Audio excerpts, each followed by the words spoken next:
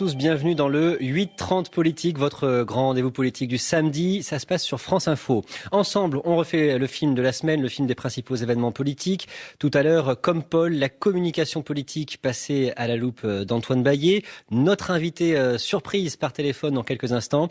Et puis, bien sûr, comme tous les samedis, on va refaire le film de l'actualité politique avec notre invité. Ce matin, il est socialiste, tendance aile-gauche, ancien ministre, candidat à la primaire du PS et de ses alliés. Bonjour Benoît Hamon. Bonjour. À mes côtés, Yael Goz, le chef du service politique de France Info, pour la première question. Bonjour Jules, bonjour Monsieur Hamon. Bonjour Monsieur Goz. Est-ce que vous avez félicité Donald Trump pour son élection ?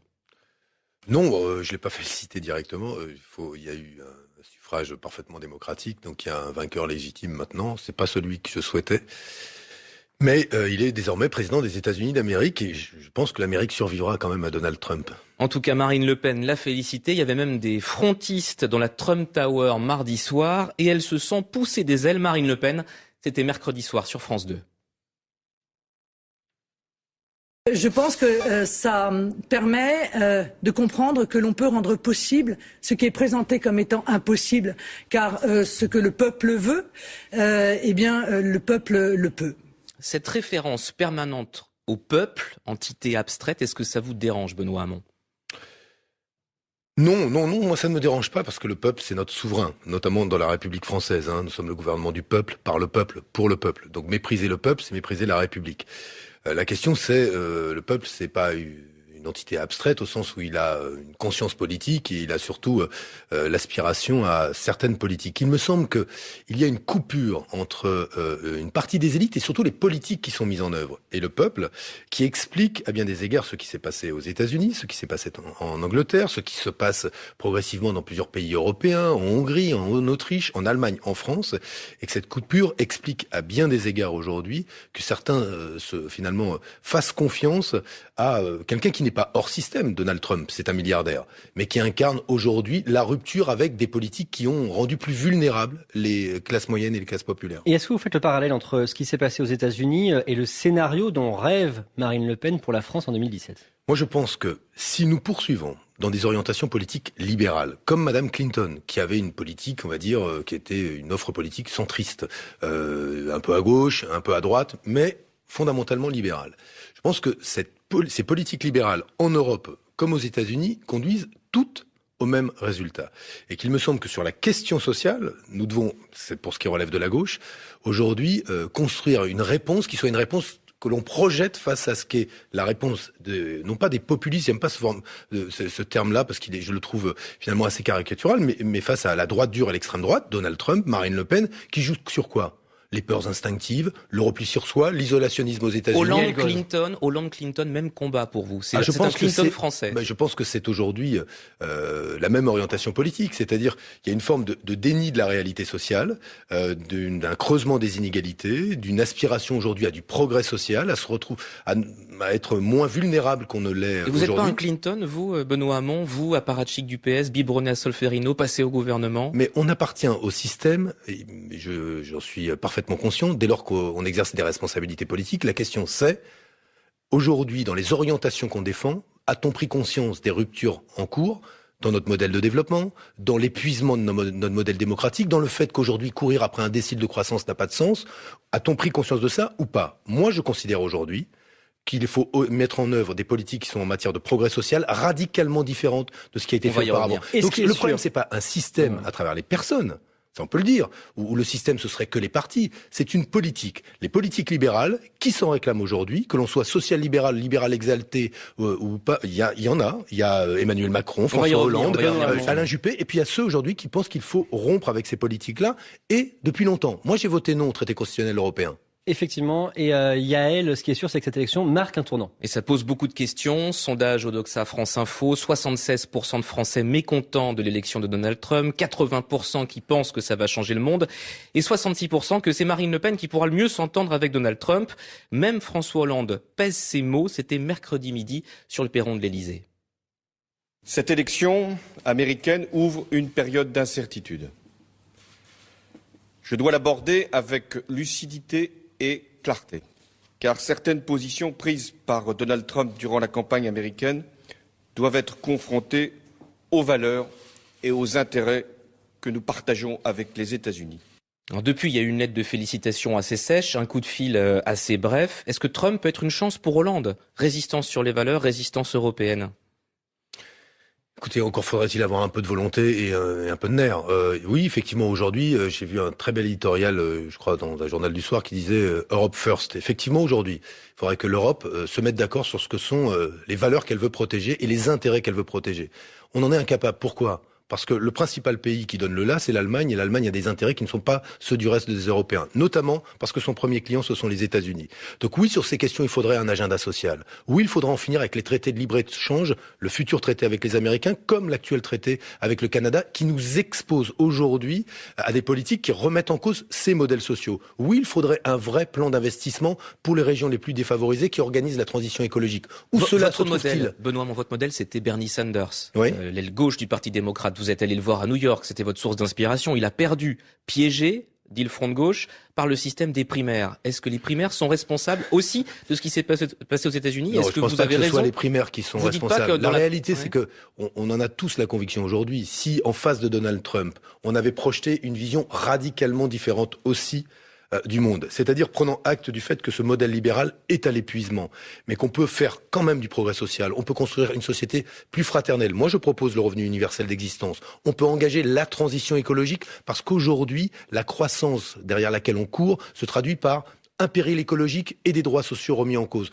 Oui, ce modèle-là existe, encore faut-il le mettre en face de ce que propose Donald Trump. Et qu'est-ce qu'on a eu en face ? Une forme de statu quo libéral. Ce statu quo libéral, s'il se répète en France, nous aurons le même résultat. Et moi, je le dis ici, la probabilité de l'élection de Marine Le Pen existe, et elle existe fortement au même titre qu'on jugeait Donald Trump inéligible hier. Je pense qu'on devrait regarder cela et s'en inspirer. Vous restez avec nous. Le 8-30 politique continue sur France Info avec notre invité, le candidat à la primaire socialiste Benoît Hamon et Yael Goz, chef du service politique de France Info. Alors Benoît Hamon, on l'entend souvent sur le cannabis, sur le revenu universel, mais peu sur les sujets régaliens. C'est vrai, la menace terroriste qui est à son maximum en ce moment, alors que la France rend hommage aux victimes des attentats du 13 novembre et des policiers encore dans la rue hier soir. Le programme de Benoît Hamon pour la police, c'est quoi ? Écoutez, moi je pense qu'il faut s'attaquer aux priorités de ce qui explique les manifestations de policiers, la vétusté des équipements, la vétusté des infrastructures, des salaires qui ne sont pas forcément à la hauteur de la tâche qui est celle des policiers à la base. Ça doit être dans les priorités des pouvoirs publics et du gouvernement. Mais vous disiez récemment que François Hollande avait cédé trop vite aux revendications des policiers. Ce qui ne m'empêche pas de reconnaître aujourd'hui qu'il y a dans des commissariats qui sont des commissariats dans un état lamentable, qu'il y a des équipements qui ne sont pas des équipements à la hauteur des missions qui sont celles des policiers de base, et qu'il y a des salaires qui ne sont pas forcément non plus à la hauteur. Donc oui, dans ces domaines-là, il faut faire mieux. Mais en face, je pense que face au développement d'une vraie culture anti-policière, d'une haine de la police telle qu'elle existe, je pense qu'il y a 3 aspects sur lesquels il faut pouvoir améliorer la relation police-population. 1, la formation des policiers. Les conditions dans lesquelles ils arrivent sur le terrain, une forme d'approche assez idéologique de la police dans les quartiers, les amène souvent ces policiers à vivre la population comme hostile, là où aujourd'hui, beaucoup d'entre eux aspirent à être protégés eux aussi de la délinquance. D'où la nécessité de former et de mieux former les policiers, de rétablir la police de proximité, parce qu'il me semble aujourd'hui que cette police-là qui faisait le lien dans des moments calmes... Mais vous leur parlez, Benoît Hamon, aux policiers ? Vous avez des contacts entre votre évidemment, les positionnement policiers et le gauche qui sont sur mon territoire. J'ai rencontré dans un autre type d'exercice récemment le général Bonneau qui commande le GIGN pour aborder ces questions. Le GIGN, donc les gendarmes qui abordaient les questions de lutte contre le terrorisme, évidemment, et les besoins qui sont ceux aujourd'hui de la gendarmerie, de la police pour faire face à ces menaces. Mais plus globalement, il me semble que le point sur lequel on doit aujourd'hui insister, c'est cette relation police-population. Et il y a 2 domaines dans lesquels je veux faire évoluer les choses. 1, les récépissés de contrôle d'identité, renforcer l'anonymat des forces de police avec le matricule, mais en contrepartie, obtenir qu'on lutte beaucoup plus efficacement contre les contrôles aux faciès. Et je l'avais évoqué, la légalisation du cannabis. Mais la légalisation du cannabis, c'est quoi ? C'est lutter contre le désordre, la violence et les troubles à l'ordre public qui naissent du trafic et de l'économie parallèle. La prohibition, ça sert les dealers et toutes celles et ceux aujourd'hui qui font leur commerce électoral là-dessus. Regardons les pays, notamment le Portugal, où les résultats ont été bons en termes de lutte contre la consommation de cannabis et de lutte contre la violence grâce à la légalisation. Allez, on change de sujet, Yael. Après la sécurité, le social maintenant. Le social, selon Emmanuel Macron, bientôt candidat. Hier, il était en terre hollandaise, à Boulogne-sur-Mer, chez Frédéric Cuvillier. Quand la mondialisation devient injuste et n'est plus comprise, ceux qui perdent, eh bien, à un moment réagissent. Et donc, si on ne sait pas réconcilier les différentes composantes de nos nations, celles et ceux qui réussissent, celles et ceux qui échouent, celles et ceux qui doutent, on ne peut pas avancer. Et c'est cette colère qu'il faut entendre parce qu'elle traverse toutes les sociétés contemporaines. Emmanuel Macron au micro de Louise Baudet. Emmanuel Macron qui a dévoilé jeudi dans l'Obs ces 3 grands axes de réforme, 3 mesures phares que je vous soumets, Benoît Hamon. Moduler la durée du temps de travail en fonction de l'âge, mettre en place une retraite à la carte et donner un droit à des indemnisations chômage quand on démissionne de son poste. Est-ce que c'est toujours un dangereux libéral ? Ah bah c'est très libéral. Excusez-moi, remise en cause des 35 heures, retraite à la carte, qui c'est qui en profite le mieux, ceux qui sont les mieux équipés, les mieux protégés. Oui, c'est très libéral. En même temps, les indemnités pour ceux qui démissionnent, ça peut être intéressant pour les salariés. C'est une forme de protection. Oui. Moi, je pense qu'aujourd'hui, face à la raréfaction du travail, tout ce dont l'humanité a besoin aujourd'hui, on le fait avec de moins en moins de travail humain. Voilà, ça c'est la réalité, que faire contre et ça continue. Eh bien, je pense qu'il faut mettre en œuvre ce revenu universel d'existence, qui est une protection qui vous donne de l'autonomie. Si demain, justement, vous passez d'un travail salarié, comme c'est votre cas, vers un travail indépendant, que vous voulez créer une entreprise, quelle est la protection qu'on vous donne pour justement être plus libre par rapport à ce travail? Deuxième chose... La semaine de 32 heures, c'est possible avec Emmanuel Macron à 50 ans, la réduction du temps de travail, oui. elle est nécessaire, mais quand je vois qu'Emmanuel Macron dit aussi que la pénibilité, ça marche pas, il sait aujourd'hui que ceux qui ont un travail pénible meurent plus vite, ont une retraite plus courte, et on nous explique que tout ça, c'est une usine à gaz. Ben, si vous voulez, vous avez là une des réponses dont moi je considère qu'elles incarnent effectivement ce système libéral qui me paraît à l'opposé de ce qui est nécessaire de faire. Il faut redonner de la possibilité aux personnes de pouvoir accueillir correctement un enfant en passant à temps partiel, d'accompagner une personne âgée dépendante quand c'est un parent, là aussi en passant à temps partiel. D'un mot, vous voudriez l'affronter, d'existence au sein de la primaire socialiste. Ah, moi je souhaite qu'on puisse avoir un débat avec lui parce que je pense que dans la primaire socialiste. Oui, il incarne dans la primaire socialiste s'il en a le courage, mais il faut effectivement il faut avoir un débat qui soit un débat avec quelqu'un qui incarne une vision très très libérale de l'avenir de la France et qui me paraît être à l'opposé des protections qu'il faut construire sans pour autant fermer la société française. Messieurs, je vous arrête, c'est l'heure du coup de fil surprise. Comme chaque semaine, notre rendez-vous surprise ce matin, c'est Laurent Baumel, le bras droit d'Arnaud Montebourg, qui vous écoute et qui vous regarde. Benoît Hamon, il a une question à vous poser. Oui, bonjour Benoît Hamon, bonjour Yael Gauze. Dans quelques semaines, nous aurons une primaire avec, pour représenter le bilan gouvernemental, sans doute François Hollande ou Manuel Valls. Et en face, pour le moment, nous avons 3 ou 4 candidats de l'alternative, Arnaud Montebourg, Benoît Hamon, Marie-Noëlle Lienemann et Gérard Filoche. 4 candidats qui ont entre eux évidemment des nuances, qui développent des thématiques un peu différentes, mais qui sont d'accord sur l'essentiel, qui ont combattu ensemble d'ailleurs la politique budgétaire et rapidement, fiscale. Laurent Baumel, la question. La loi Macron, la loi travail. Alors ma question, puisqu'il faut aller vite, c'est la suivante. À défaut d'arriver à une candidature unique dès le premier tour de la primaire, qui donnerait de l'élan et de la visibilité, est-ce que Benoît Hamon sera d'accord avec moi pour dire que, en tout cas, celui ou celle qui sera arrivé en tête au premier tour de cette primaire doit pouvoir bénéficier immédiatement du report et du soutien des 3 autres. Il se prend la tête dans les mains, là, Benoît. Pardon, j'ai oublié qu'on n'était pas... Donc, est-ce que vous soutiendrez Arnaud Montebourg si vous êtes derrière lui? Oui. Et j'écoutais Laurent, si je suis derrière Arnaud, évidemment je soutiendrai Arnaud, mais ce que je veux dire, ce qui est important... C'est nous, c'est une information. Non, j'ai toujours été clair, et je pense que la réciproque est vraie, et il n'y a pas de souci là-dessus. Mais être en désaccord avec François Hollande, ça fait pas une politique.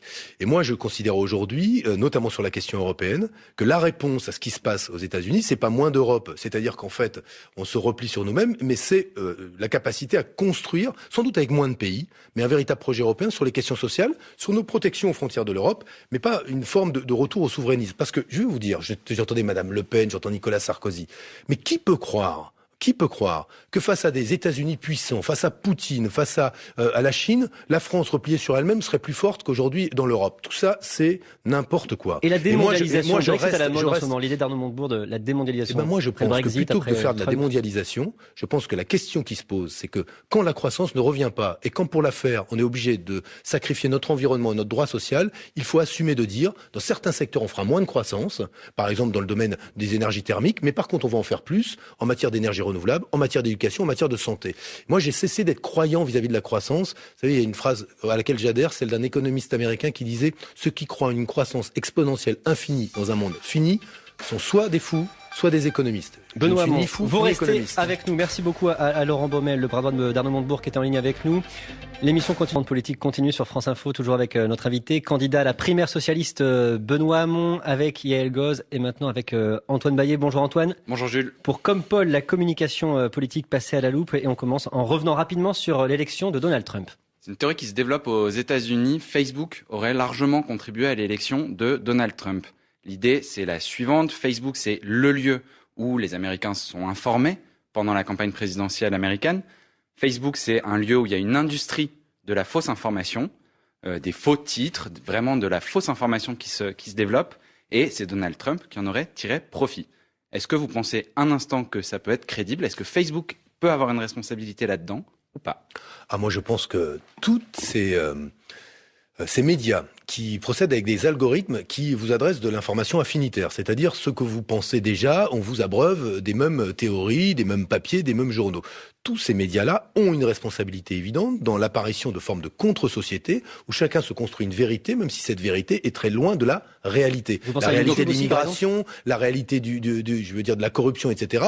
Mais la vérité est très loin. Donc je pense que la question aujourd'hui de Facebook, Twitter, etc., de tous ceux qui hébergent des contenus racistes, homophobes, antisémites, islamophobes, où on se déverse une violence et une haine, on ne pourra pas continuer avec une forme de dichotomie entre des organes de presse. Donc Facebook écrites, a une responsabilité, mais deux organes de presse écrites qui ont une responsabilité sur le contenu de ce qu'ils publient, et des hébergeurs ou des médias comme ceux-là qui se déchargent de toute responsabilité. Vous n'avez pas très directement répondu à ma question. Facebook peut avoir une responsabilité dans l'élection. Responsabilité, évidemment, à travers les algorithmes qui sont les siens et justement ce mécanisme de l'information affinitaire, oui. Autre sujet, Antoine Baillet, grosse polémique entre Axel Lemaire, la secrétaire d'État chargée du numérique, et Bernard Cazeneuve, le ministre de l'Intérieur. C'est au sujet du méga fichier, c'est cette idée que les données personnelles des Français, lorsqu'ils font leur carte d'identité ou leur passeport, peuvent être stockées dans un seul fichier. Axel Lemaire a raconté à une journaliste de l'opinion que le décret permettant la création de ce fichier était un dysfonctionnement majeur. Elle était vent debout contre ce fichier. Elle va même beaucoup plus loin. Elle explique, je la cite, « Le décret a été pris en douce par le ministre de l'Intérieur un dimanche de la Toussaint en pensant que ça passerait ni vu ni connu. » Première question. Sur le fond, est-ce que c'est un dysfonctionnement majeur que la création de ce fichier ? En matière on va appeler ça de travail intergouvernemental, manifestement, puisque la ministre en charge du numérique est pas au courant de la constitution d'un fichier. Oui, moi qui ai voulu faire un fichier dans la loi consommation pour prévenir le surendettement, qui suis passé par un avis du Conseil d'État, de la CNIL, de la CNCDH, qui a fait voter ce fichier, et ce fichier a été retoqué par le Conseil constitutionnel derrière, c'est difficile de faire un fichier, par simple décret, effectivement. Elle aurait dû démissionner, elle aurait dû quitter son poste. Je sais pas si elle aurait dû démissionner, elle a expliqué pourquoi elle ne le faisait pas. Mais ce que je veux dire, c'est que c'est pas rien de faire un fichier, surtout dans ce pays. On a un rapport au fichier assez compliqué et justifié. Finalement, elle a obtenu des concessions en faisant son travail intergouvernemental avec Bernard Cazeneuve. Il y a eu des concessions qui ont été faites. Les empreintes des Français qui ne veulent pas donner leurs empreintes pourront être refusées. Absolument. C'est un peu l'éloge du travail du compromis. C'est un petit peu ce que vous... je vois où vous voulez en venir. Ce que vous n'avez pas fait. Ouais, sauf pendant 2 ans et demi, on en a obtenu. Et moi, j'ai fait 2 lois qui, aujourd'hui, sur l'économie sociale ou la consommation, servent les gens. Donc, et très concrètement, ce que je veux dire, c'est que elle a obtenu des choses, ce qui est bien. Je pense que la mobilisation dans la société a été un peu aussi dans ce sens-là. Mais on a raison de se poser la question de savoir comment un fichier comme celui-là va être utilisé. Est-ce qu'il n'est pas intrusif dans nos vies? On se préoccupe de ces géants du numérique qui sont intrusifs, mais est-ce que l'État, demain, par simple décret, surtout si c'est par simple décret, si on change de majorité, va pas devenir très intrusif en croisant des fichiers et en essayant d'aller chercher de l'information sur nous? Suite de Comme Paul avec Antoine Baillet. Antoine, 5e semaine de grève chez iTélé. Vous êtes un soutien de la rédaction, vous êtes allé plusieurs fois dans des manifestations qui avaient lieu devant chez iTélé, vous avez expliqué que le silence des politiques pouvait avoir comme raison la peur des politiques de Vincent Bolloré. le propriétaire de Canal+. Est-ce que vous pensez que le gouvernement tarde un petit peu à se saisir du dossier iTélé à cause d'une crainte de Vincent Bolloré? Écoutez, le gouvernement, je ne sais pas très bien où il est sur ce dossier. Je le vois pas beaucoup, en tout cas. Moi, je suis pour écouter. La ministre de la Culture et Myriam El Khomri, la ministre du Travail, recevront la direction de Canal+ lundi. Écoute, ça fait combien de temps? Ça fait un mois qu'il y a une 5e grève. semaine de Voilà. Donc, je le trouve très loin. Moi, je vais vous dire, je suis très clair là-dessus. Moi, je suis pour une loi antitrust dans les médias. Je pense qu'aujourd'hui, la propriété d'un certain nombre de médias par des grands groupes, on voit où ça mène, c'est que ça pèse sur la ligne éditoriale. Ce qui est en cause avec iTélé, c'est ça fondamentalement. Des journalistes disent, nous ne serons plus libres sur notre ligne éditoriale. Donc, moi, je crois que face à des réalités comme celle-là, il faut des choix politiques. Et un choix politique clair, c'est une loi antitrust dans les médias. C'est vraiment le Bolloré vous pensez que le gouvernement n'a pas agi jusqu'à présent parce qu'ils avaient peur de Bolloré? Je pense que Bolloré est très influent, c'est un capitaine d'industrie, comme on dit. Moi, je respecte le travail qu'il peut faire, mais honnêtement, ce qu'il fait à Canal+, et ce qu'il fait aux rédactions, non, ça, je ne l'accepte pas. Il y a clairement une méthode qui est d'une brutalité incroyable. Mais pourquoi est-ce qu'on est mezzo voce? Parce que Bolloré, on dîne avec. Eh oui. Et donc, quand on dîne avec Monsieur Bolloré, c'est un peu compliqué d'aller le lendemain à la télévision et expliquer que ce qu'il fait à la télévision, c'est pas bien. Donc voilà, moi je ne dîne pas avec Monsieur Bolloré. Je n'ai pas cette chance-là, mais je sais avoir les yeux grands ouverts là où il se passe aujourd'hui des méthodes en termes de management et de gestion d'une rédaction qui sont inacceptables. Ce qui est valable dans l'industrie sidérurgique est aussi valable dans l'industrie des médias. Le 8-30 politique se touche à sa fin. Merci beaucoup Antoine Baillet. Yael Goz, la semaine à venir, que va-t-il se passer dans les jours qui viennent? Premier tour de la primaire de la droite et du centre dimanche 20 novembre. Quelle est la consigne de Benoît Hamon pour les électeurs de gauche? Vous restez chez vous? Vous allez faire barrage primaire à gauche. Voilà, moi faire barrage à Nicolas Sarkozy, c'est un enjeu pour vous? Écoutez, moi ils choisiront, les électeurs de droite se choisiront leur champion. Si on est Est-ce que vous comprenez les gens de gauche qui s'apprêtent à voter pour Alain Juppé par exemple? Mais écoutez, si c'est pour avoir Alain Juppé demain, je vous dis, Alain Juppé, ça mènera à Marine Le Pen à court ou moyen terme. Parce que Alain Juppé n'a pas aujourd'hui le programme politique de nature à empêcher que tôt ou tard, la Trump française... Électeurs de gauche, restez chez vous, c'est votre message. Ah oui, moi je considère qu'il faut laisser les électeurs de droite voter à droite et que les électeurs de gauche aillent voter pour leur champion à gauche, voilà. Merci Benoît Hamon, candidat à la primaire socialiste. Merci à vous, Yael Goz, chef du service politique de France Info.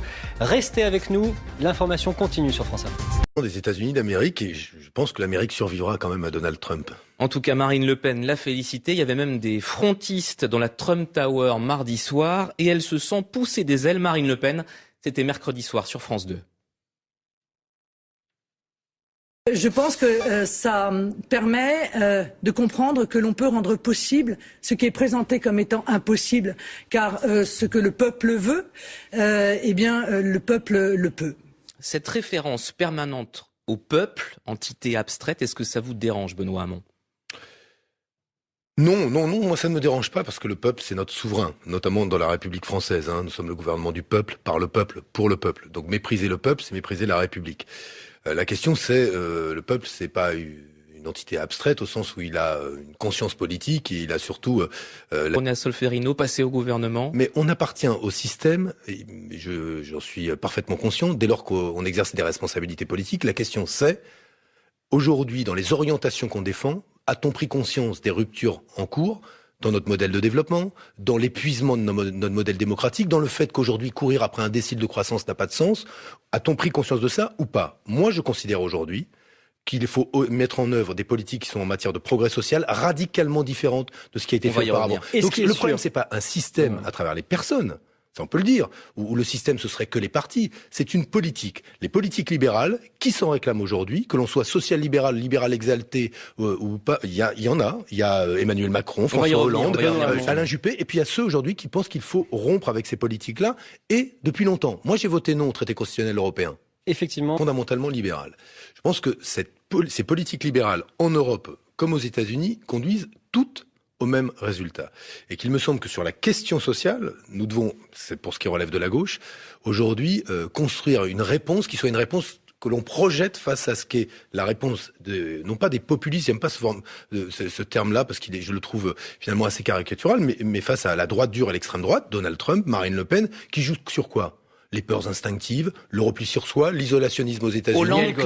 Hollande-Clinton, même combat pour vous. C'est un Clinton français. Je pense que c'est aujourd'hui la même orientation politique, c'est-à-dire qu'il y a une forme de déni de la réalité sociale, d'un creusement des inégalités, d'une aspiration aujourd'hui à du progrès social, à être moins vulnérable qu'on ne l'est aujourd'hui. Vous n'êtes pas un Clinton, vous, Benoît Hamon, vous, apparatchik du PS, Bibre? Aspiration à certaines politiques. Il me semble qu'il y a une coupure entre une partie des élites et surtout les politiques qui sont mises en œuvre et le peuple, qui explique à bien des égards ce qui s'est passé aux États-Unis, ce qui s'est passé en Angleterre, ce qui se passe progressivement dans plusieurs pays européens, en Hongrie, en Autriche, en Allemagne, en France, et que cette coupure explique à bien des égards aujourd'hui que certains finalement fassent confiance à quelqu'un qui n'est pas hors système. Donald Trump, c'est un milliardaire, mais qui incarne aujourd'hui la rupture avec des politiques qui ont rendu plus vulnérables les classes moyennes et les classes populaires. Et est-ce que vous faites le parallèle entre ce qui s'est passé aux États-Unis et le scénario dont rêve Marine Le Pen pour la France en 2017 ? Moi, je pense que si nous poursuivons dans des orientations politiques libérales, comme Madame Clinton, qui avait une politique, on va dire, qui était une offre politique centriste, un peu à gauche, un peu à droite, mais... Tous bienvenus dans le 8h30 politique, votre grand rendez-vous politique du samedi. Ça se passe sur France Info. Ensemble, on refait le film de la semaine, le film des principaux événements politiques. Tout à l'heure, comme Paul, la communication politique passée à la loupe d'Antoine Baillet. Notre invité surprise par téléphone dans quelques instants. Et puis, bien sûr, comme tous les samedis, on va refaire le film de l'actualité politique avec notre invité. Ce matin, il est socialiste, tendance aile gauche, ancien ministre, candidat à la primaire du PS et de ses alliés. Bonjour Benoît Hamon. Bonjour. À mes côtés, Yael Goz, le chef du service politique de France Info, pour la première question. Bonjour Jules, bonjour Monsieur Hamon. Bonjour Monsieur Goz. Est-ce que vous avez félicité Donald Trump pour son élection ? Non, je l'ai pas félicité directement. Il y a eu un suffrage parfaitement démocratique, donc il y a un vainqueur légitime maintenant. C'est pas celui que je souhaitais, mais il est désormais président